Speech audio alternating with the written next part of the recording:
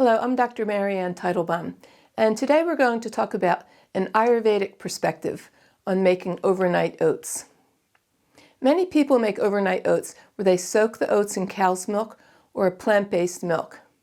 It makes it easy for those with young children or those who need to be in work very early, who don't have much time to cook in the morning.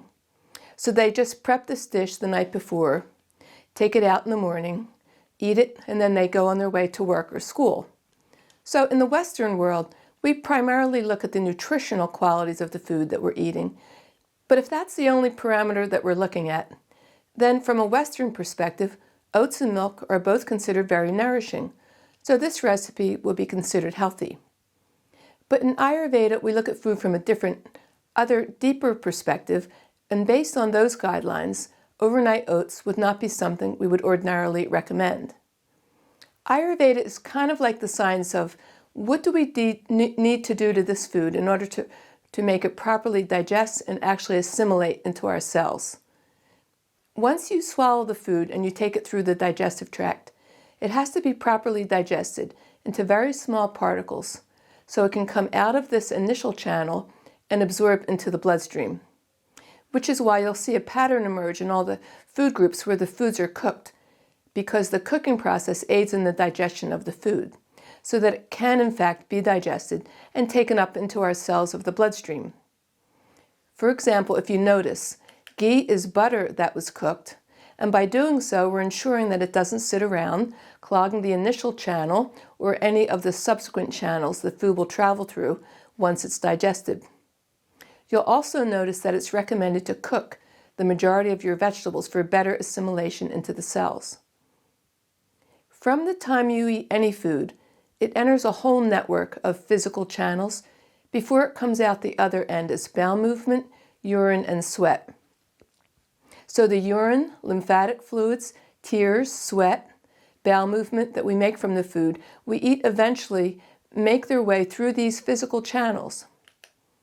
But if the food clogs the initial channel or the digestive tract, then all subsequent channels clog. The sinuses, throat, and lungs are a channel. Air goes in and out of that channel. Cold milk clogs those channels, which is why many people say that cold milk gives them congestion. Let's take a look at the oats as well. It would be easier to digest them if they're cooked. Even though they're soaking in the milk overnight, they're still not soft enough to be digested properly out of the digestive tract and into the bloodstream. Now, while some nutrients make cross through, many won't, leaving a residue of partially digested food in the digestive tract, which is now going to rot and ferment and form toxins while sitting stuck in the gut. And the other issue we fail to understand in the West is that we actually have what we call a digestive fire, 13 fires to be exact, which actually work together, creating heat to cook the food when it comes in. These could be interpreted as our bile acids, stomach acids, and pancreatic enzymes, all of which heat up and break down the food for proper assimilation into the cells. But this digestive fire goes out when we're asleep at night, and it actually has to wake up in the morning, which is why many of us are not that hungry as soon as we wake up. But as the sun comes up, our digestive fire will start to ignite, and by the middle of the day, when the sun's the highest in the sky, our digestive fires are also the highest. But then, as the sun goes back down, our digestive fire slowly goes back down, which is why we have to be more careful with what we eat in the morning and the evening when our digestive fires are the weakest during the whole day. So eating cold oats and milk first thing in the morning would actually work against what is needed. They'll put out the digestive fire that's trying to ignite. And finally, Ayurveda is always concerned about keeping the three doshas, Vata, Pitta, and Kapha, balanced.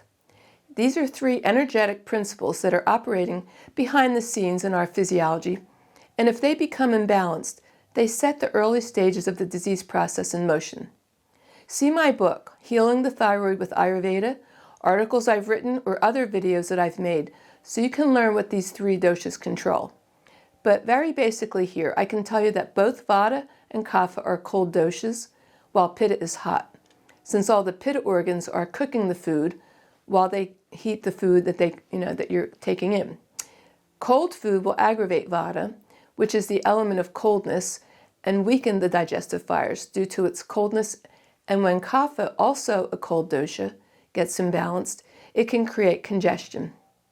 So here I've presented a few reasons why we wouldn't want to start the day with overnight oats, which are clogging, upset digestion, and over time could aggravate Vata and Kapha doshas, setting the stage for ill health later on down the road if you continue to eat the offending food.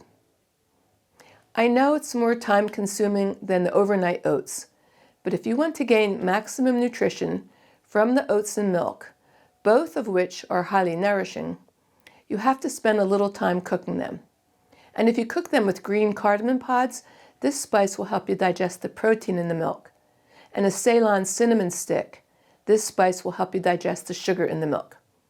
So not only is it recommended to cook the oats and milk, but the addition of the two spices, each of which contains some agni or digestive fire, will help you absorb the most nutrients from these two wonderful foods. I hope this information helps you as you decide what to cook and eat for breakfast. Thank you.